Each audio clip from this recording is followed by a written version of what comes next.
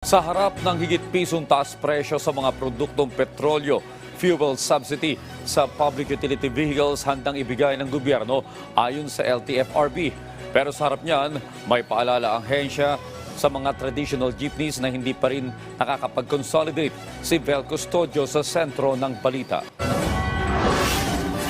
Mahigit piso ang itinaas ang presyong petrolyo ngayong araw.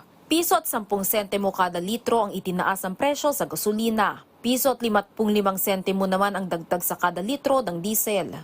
Habang piso at 40 sentimo naman sa kerosene. Epekto pa rin ito ng tensyon sa pagitan ng Ukraine at Russia at geopolitical tension sa Middle East. Ayon kay LTFRB Chairman Teofilo Guadis III, handang magbigay ng karagdagang fuel subsidy ang LTFRB para sa mga PUV at tricycle drivers. Maglalabas ang pondo para sa subsidiya sa tuwing papalo sa $80 per barrel ang presyo ng krudo sa Dubai.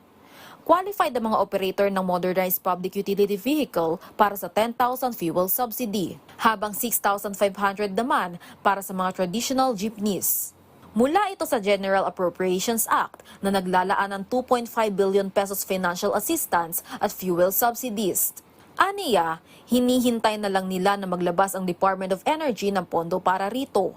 Bukod sa pagsipa ng presyong petrolyo, dumagdag pa sa iisipin ng ilang mga PUV drivers at operators ang nalalapit na deadline para makapag-consolidate ng prangkisa. Ang ilan, minabuti ng makapag-consolidate na agad para hindi na raw maabala ang kanilang pamamasada. Nakapag-consolidate na eh. Okay naman para makabiyahe. Para tuloy-tuloy daw ang biyahe, ma'am. Walang problema. Muling nagpaalala ang Land Transportation Franchising and Regulatory Board sa mga jeepney drivers at operators na magpa-consolidate na bago mag-April 30 bilang bahagi ng PUV modernization program ng pamahalaan. Ang April 30 deadline ay ang 3-month extension na ibinigay ni Pangulong Ferdinand Marcos Jr.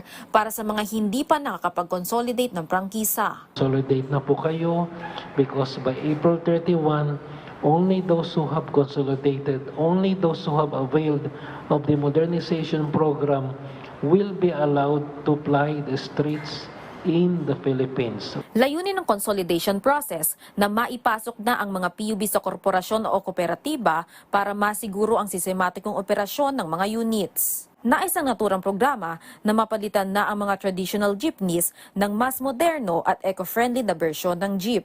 Ang April 30 deadline na ang huling palugit para sa consolidation. Vel Custodio para sa Pambansang TV sa Bagong Pilipinas.